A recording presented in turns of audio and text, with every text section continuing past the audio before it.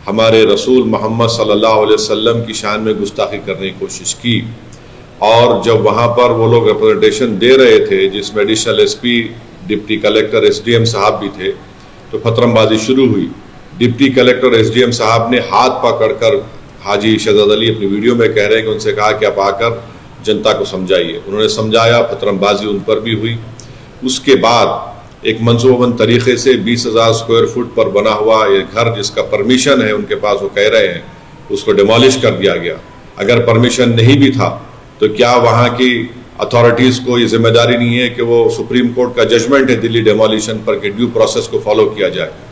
AIMIM के राष्ट्रीय अध्यक्ष असदुद्दीन अवैसी का बड़ा बयान आया सामने। आप वीडियो को आखिर तक देखिएगा, आपको समझ में आएगा और मुसलमानों के लिए ये वीडियो बहुत ही ज़रूरी है। आपको बताएं कि जिस तरह से मध्य प्रदेश के अंदर हिंसा हुआ और हिंसा के बाद शहजाद अली यानी हाजी शहजाद अली को मुख्य आरोपी बनाया गया, उसके बाद उसके 20 करोड़ की कोठी पर 3 बुलडोजर लगाया गया और 3 बुलडोजर से 5 घंटे के अंदर 20 करोड़ के मकान को डिमोलिश कर दिया गया और ज़मीन के अंदर धंसा दिया गया। वहीं पर असदुद्दीन अवैसी ने कहा कि इस देश के अंदर कानून है, संविधान है। क्या संविधान से ये देश चलेगा या भारतीय जनता पार्टी के बुलडोजर से चलेगा?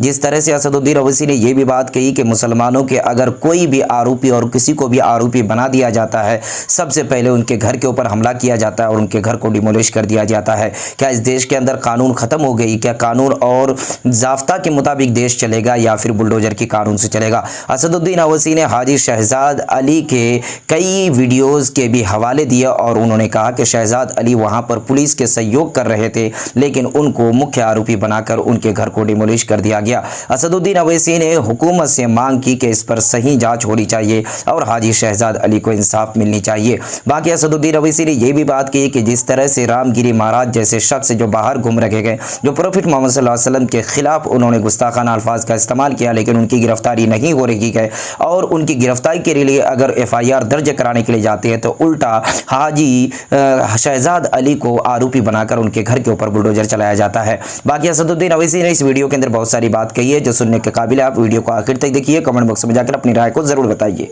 बिस्मिल्लाहिर्रहमानिर्रहीम, अस्सलाम वालेकुम वरहमतुल्लाहि वबरकातुहू। मेरे अजीज़ दोस्तों और बुज़ुर्गों, 21 अगस्त के दिन जो वाक़या छतरपुर मध्य प्रदेश में हुआ, मैं इसकी मज़म्मत करता हूँ।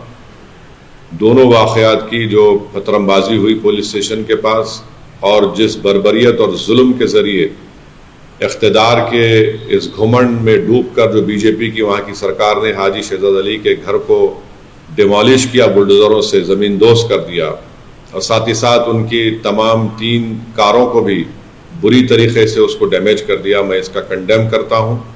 मैं अभी हाजी शहजाद अली का एक वीडियो देखा हूँ जिसमें उन्होंने कहा कि उस दिन वो और वहाँ की जो ज़िम्मेदार तंजीम अंजुमन सदर, वहाँ के उलमा जाकर रिप्रेजेंटेशन किए।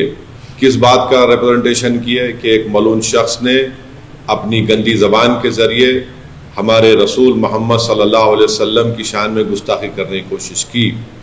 और जब वहाँ पर वो लोग रिप्रेजेंटेशन दे रहे थे, जिसमें additional SP, deputy collector, SDM साहब भी थे, तो फतरमबाजी शुरू हुई।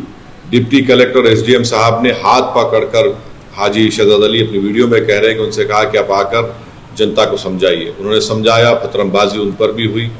उसके बाद एक मंसूबाबंद तरीके से 20,000 स्क्वायर फुट पर बना हुआ ये घर, जिसका परमिशन है उनके पास, वो कह रहे हैं, उसको डिमोलिश कर दिया गया।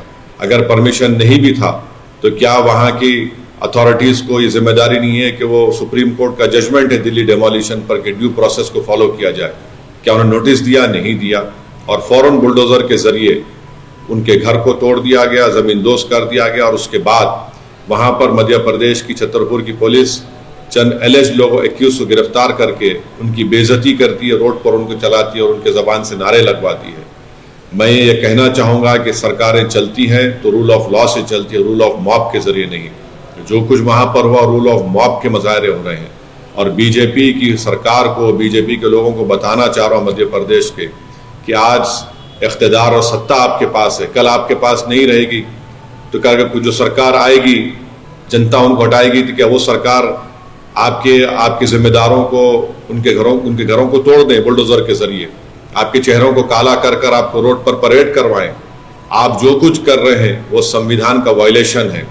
नरेंद्र मोदी बहैसियत वजीर आजम, प्रधानमंत्री पार्लियामेंट में संविधान को चूमते हैं और चूमने का ड्रामा करते हैं, और वहां पर बीजेपी की सरकार संविधान की धज्जियां उड़ा रही है।